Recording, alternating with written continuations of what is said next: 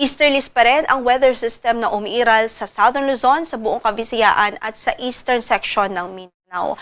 At sa kasalukuyan, wala po tayong inaasahang malawakan o widespread na pag-ulan sa malaking bahagi ng ating bansa. Dahil nga po dyan at mainit at maalinsangang panahon pa rin ang inaasahan natin sa katanghalian hanggang hapon ho yan.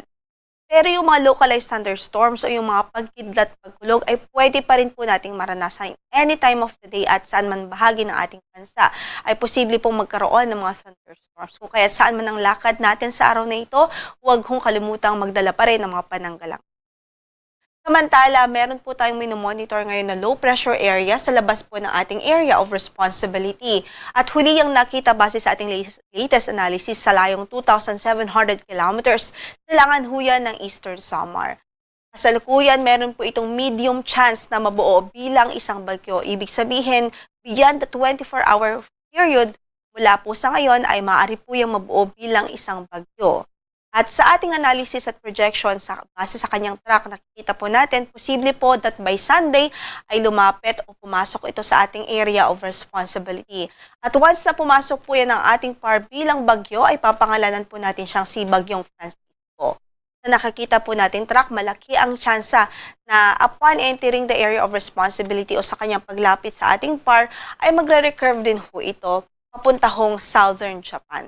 Kumbaga saglit lang ho itong mamamalagi sa ating area of responsibility at nananatiling mababa ang tsansa na ito ay maglandfall sa anumang bahagi ng ating lupaan. Gayunpaman, ang nakikita po nating senaryo ay maaari po itong mag-enhance ng southwest monsoon o habagat by next week. At yung southwest monsoon na yan o yung habagat, yan po yung magdudulot ng pagulan sa ilang bahagi ng ating bansa. Kaya stay tuned po at mag-monitor sa ating mga updates ukol dito sa weather disturbance na ating minomonitor dahil kumbaga may uncertainty pa ho, lalo na't malayo pa po. Sa ating forecast, bahagyang maulap hanggang sa maulap pa rin ang inaasahang papahurin sa Metro Manila at natitirang bahagi ng Luzon at unstable pa rin yung ating atmosfera kung kaya't posible pa rin ang mga thunderstorms anytime of the day. Sa Metro Manila ay 25 to 33 degrees Celsius ang inaasahang temperatura, 18 to 25 sa Baguio City, 16 to 33 sa Lawag, 26 to 33 sa Tugigaraw, 27 to 33 sa Legazpi, at 23 to 31 naman sa Tagaytay City. Samantala sa Visayas at Mindanao, lalong-lalo na po sa eastern section ng ating bansa, mataas ang tsansa ng mga thunderstorms ho dyan, kaya't ingat pa rin ho at magdala ng payong bilang mga pananggala at protection po sa mga pag-ulan. Sa Tacloban, 27 to 33 ang inaasahang magiging agwatang temperatura. Sa Iloilo ay 25 to 33 degrees Celsius. Sa Puerto Princesa City ay 24 to 32, 26 to 32 sa Kalayaan Islands. Sa Zamboanga ay 24 to 35, 26 to 33 sa Cebu City, 26 to 32 sa Cagayan de Oro at 26 to 36 naman sa Davao City.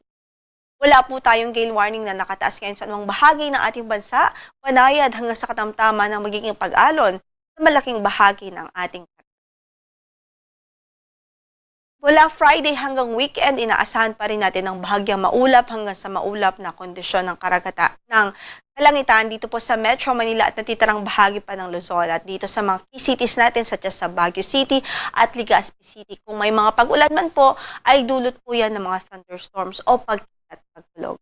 Ang inaasahang magiging agwat ng temperatura sa Metro Manila ay 25 to 33 degrees Celsius. Sa Baguio naman po ay 17 to 24 degrees Celsius. Sa Legazpi City ay 26 hanggang sa 34 degrees Celsius naman. Sa Cebu, Iloilo at Tacloban City, wala rin ho tayong inaasahang widespread o malawakang pag-ulan maliban sa mga localized thunderstorms. Ang inaasahang agwat ng temperatura sa Metro Cebu ay 26 to 33 degrees Celsius. Iloilo naman ay 25 to 34 degrees Celsius. Sa Tacloban ay 26 hanggang sa 33 degrees Celsius. Sa Mindanao, wala rin po tayong nakikitang mataas na tsansa ng mga malawakang pag-ulan o widespread na pag-ulan iban sa mga isolated o mga pulong-pulong pagbuhos ng ulan. Dito po sa Davao ay 25 hanggang sa 33 ang inaasahang magiging agwat ng temperatura. Sa Cagayan de Oro ay 25 or 24 to hanggang sa 32 degrees Celsius at sa Zamboanga City ay 25 hanggang sa 33 degrees Celsius.